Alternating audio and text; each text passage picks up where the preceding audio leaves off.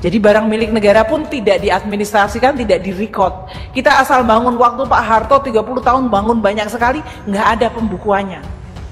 Mau dibilang kecewa atau tidak, tapi yang jelas mereka adalah memang orang-orang yang punya potensi dan punya grassroots atau dukungan akar rumput yang kuat. Nah, kalau KPK mau terus ngawasi, masyarakat masih punya data lain, silakan ke KPK. Kita pidananya ini negara harus selamatkan uang 109 triliun. Karena memang kecewa karena memang tidak berhasil untuk mewujudkan impiannya untuk mensejahterakan rakyat.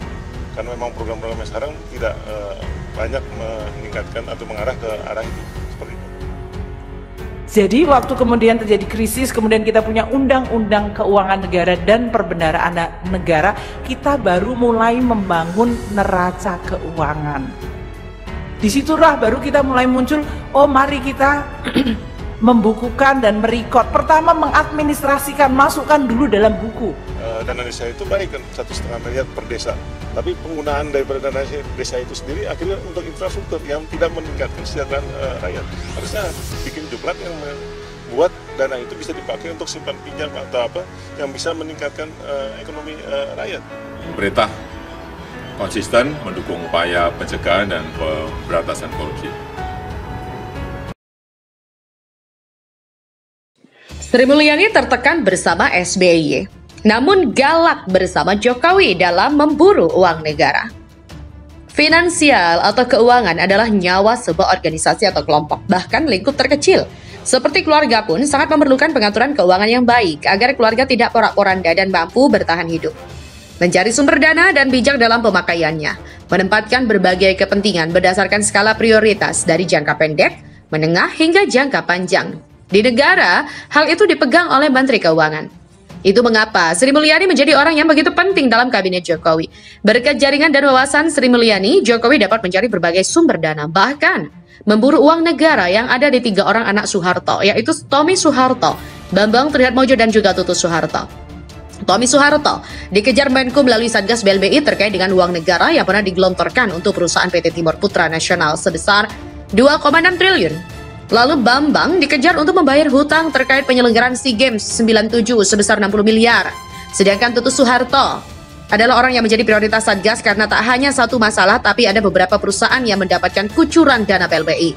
Perusahaan itu adalah PT Citra Mataram, Satria Marga, PT Marga Nurindo Bakti, PT Citra Bakti Marga Tama Persada, sedangkan untuk nilainya adalah 191,6 miliar, 471,4 miliar, 6,5 juta US dollar dan 14,7 miliar. Tak hanya keluarga Cendana yang dikejar, keluarga Bakri pun tak luput dari penagihan hutang BLBI. Nirwan Darmawan Bakri dan Indra Usman Bakri akan dipanggil terkait dengan hutang perusahaan yang dikucurkan negara melalui kebijakan BLBI. Sri Mulyani bagaikan mesin uang yang memberikan solusi untuk pembangunan dengan berbagai mekanisme yang ia pahami. Teks amnesti pun tergolong sukses, juga deklarasi harta, di mana jumlah deklarasi harta mencapai 4.884,26 triliun ini, 39,9% dari GDP. Kita tak tahu bagaimana negara kita menghadapi pandemi ini kalau nggak punya uang. Sebab pengeluaran untuk bantuan tunai, subsidi upah, subsidi UKM, membeli vaksin dan lain sebagainya membutuhkan biaya yang cukup besar. Mungkin yang menjadi pertanyaan besarnya adalah mengapa Sri Mulyani dibuang pada masa SBY? Padahal Sri Mulyani pun ikut pusing bagaimana caranya mengatur uang saat harga minyak melambung tinggi. Itu karena BBM ketika itu masih disubsidi oleh pemerintah. Pada masa pemerintahan SBY ada kebijakan mengenai pengucuran dan juga penyelamatan Bank Senturi sebesar 6,7 triliun. Hal itu yang membuat Sri Mulyani dicopot dari jabatan Menko. Saat itu Sri Mulyani bersama Budiono, mantan wapresnya SBY, adalah orang yang dipercaya oleh SBY terkait hal itu. Banyak asumsi yang mengatakan bahwa dicopotnya Sri Mulyani digunakan untuk menyelamatkan SBY. Hal itu diungkapkan oleh Haris Rusli, penggagas gerakan petisi 28 seperti yang dilansir media Okezone pada tanggal 18 Januari 2010. Saya melihat itu langkah penyelamatan diri yang dilakukan Presiden SBY ya, ini sudah diprediksi. Katanya, dalam kasus Senturi ini, apakah semata-mata akibat kebijakan Menteri Keuangan atau justru kebijakan negara di bawah pemerintahan SBY? Kalau dalam masalah Senturi ini, SBY tidak tahu, itu justru kelalaian sebagai kepala negara. Kenapa sampai tidak tahu kebijakan yang diambil bawahannya? Tak hanya hal itu, yang mengejutkan. Ternyata saat diwawancarai The Wall Street Journal, Sri Mulyani sempat mengungkapkan penilaian bahwa Abu Rizal Bakri atau Ical tidak senang dirinya. Hal itu berkaitan dengan tunggakan pajak dari perusahaan milik Abu Rizal Bakri, PT Bumi Resources Tbk, sebesar 2,1 triliun. Hal yang menarik lagi adalah pada masa Sri Mulyani menjadi Menku di masa SBY, dia merasa tertekan karena banyak yang tidak setuju dengan upayanya dalam menegakkan transparansi keuangan ketika itu. Pernyataan itu diungkapkan dalam acara peluncuran laporan survei keterbukaan anggaran 2015 di Washington, Amerika Serikat pada Jumat tanggal 11 bulan 9 tahun 2015 lalu.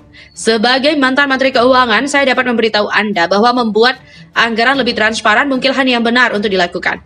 Tapi ia datang dengan tantangan, termasuk pushback dari elit dan juga kelompok-kelompok lain yang tidak memiliki kepentingan dalam akuntabilitas atau membuka diri untuk pengawasan dari warga dan badan pengawasan. Kata Sri Mulyani, banyak hal-hal mengejutkan tentang Sri Mulyani jika kita mau telusuri.